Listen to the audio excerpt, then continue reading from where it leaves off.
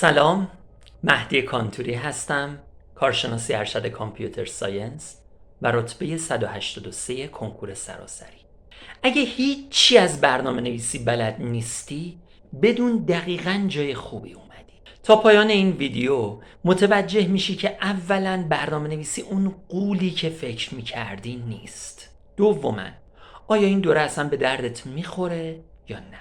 سوالی که خیلی از دانشجوها از من میپرسن اینه: حالا چرا پایتون؟ 3 دلیل میتونم بهت بگم. اول از اون که خیلی ساده است. اگه تو پشت یه BMW اتومات بشینی، راحت تر میتونی رانندگی کنی یا پشت یه پراید معمولی. قاعدتاً دنده اتومات و اون آپشن ها میتونه خیلی کمکت بکنه، هم تو رانندگی هم تو پارک. پایتون هم یک زبان مدرن امروزیه. دلیل دوم، بازار کار خوبشه. چه بخوای جای استخدام بشی یا بخوای کار فریلنسری انجام بدی، پایتون بازار تقاضای فوق‌العاده عالی داره. در مورد اینکه فریلنسری چیه تو ادامه بهت میگم.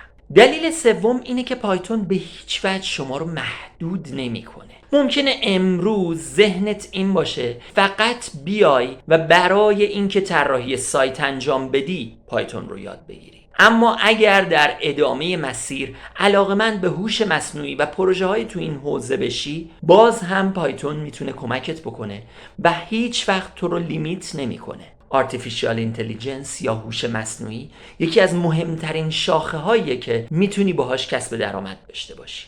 یه نکته خیلی مهم اینه که تو نیاز نیست کل پایتون رو یاد بگیری. پایتون فوق‌العاده گسترده است. یه مثال میزنم. در مورد نرم افزار فتوشاپ، چند نفر رو داریم که ادعا بکنن کل فتوشاپ رو بلدن؟ تقریبا میتونم بگم هیچ کس، چون فتوشاپ فوق‌العاده گسترده است. اما آیا پروژه های فتوشاپ توسط افراد انجام نمیشه؟ الا ماشاءالله. پس چی شد؟ افرادی که دارن پروژه فتوشاپ انجام میدن رفتن قسمت های کاربردی فتوشاپ رو یاد گرفتن. تو هم صرفاً باید قسمت های کاربردی پایتون رو یاد بگیری که تو این دوره توجه ویژه بهش شده. در مورد بازار کار پایتون باید بگم که پایتون بازار کار فوق‌العاده عالی داره. تو اگه بخوای استخدام بشی، تقاضا تو این حوزه فوق‌العاده زیاده و با مشاوره هایی که بهت میدم این اتفاق میتونه محقق بشه. اگرم بخوای بری تو حوزه کار فریلنسری، اونجا هم تقاضا زیاده. فریلنسری یعنی چی؟ فریلنسر یعنی آزادکار، یعنی کسی که با یه لپتاپ و یه خط اینترنت میتونه پروژه انجام بده تو هر مکان و زمانی که باشه. هم سایت های داخلی داریم که پروژه های فریلنسری دارن و هم سایت های خارجی. اما سایت های خارجی به صرفه تر هست به دلیل اینکه درآمدی که کسب میکنی به دلاره و این میتونه خیلی مثبت‌تر باشه و انگیزه تو رو بیشتر بکنه. در مورد فریلنسری، بازار کار یا هر نکته دیگه اگر سوالی داشتید تو ادامه توی دوره توی قسمت پشتیبانی بپرسید و در خدمت خواهم بود.